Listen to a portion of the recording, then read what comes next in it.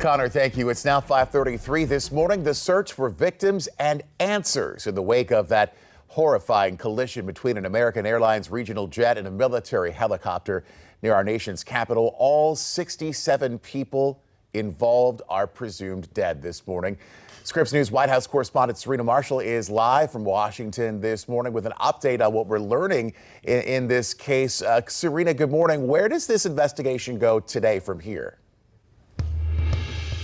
Yeah, Blaine, good morning to you. Well, it seems that overnight the NTSB, that's the National Transportation Safety Board, have identified and recovered both the black box flight data recorders and the cockpit voice recorders. That'll be the best insight into what exactly happened in the air during that midair collision. It'll be the conversations that the pilots had. Did they even see the plane? Did the helicopter see the plane? Did the plane see the helicopter? The best insight into what will happen as this investigation does continue. Now, NTSB investigations can typically go anywhere from 1 to 2 years in length. They'll interview everyone surrounding it, the FAA, the air traffic controllers involved as well. But today they are focusing continually on recovery, also not just the bodies of those who perished in that tragedy, but as well the helicopter parts, the plane parts, to try and paint a picture of exactly how things went wrong, how this led to the deadliest air aviation disaster in more than 2 decades. Blaine?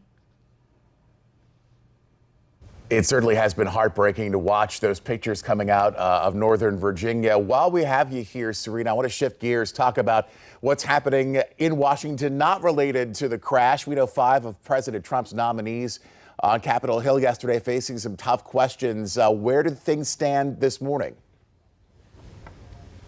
Yeah, the president trying to get his cabinet confirmed, and at least one member did make it through confirmation. The Secretary of the Interior was confirmed with strong bipartisan support. But some other nominees on the Hill were there for hearings that were at times contentious. Now, you had Kash Patel up on a hearing in the Judiciary Committee to lead the FBI. You had Tulsi Gabbard to be the Director of National Intelligence. You had HHS Secretary Robert F. Kennedy Jr. on the Hill, as well as a hearing for one person that didn't even really get off the ground, Russell Vogt for OMB. Democrats actually boycotted that hearing in protest of the administration's recent freeze on federal grants and funding, but they did push him out along party lines out of that committee so he could face the full Senate. Those other hearings, they haven't taken votes yet, and it seems of the 3, Kash Patel, Tulsi Gabbard, and RFK Jr., Kash Patel probably has the best chance of getting out of committee. It seemed those questions really did fall along party lines. His nomination coming after the former director stepped down early from his 10-year term. Typically those terms are 10 years. So they cross party lines, cross partisanship.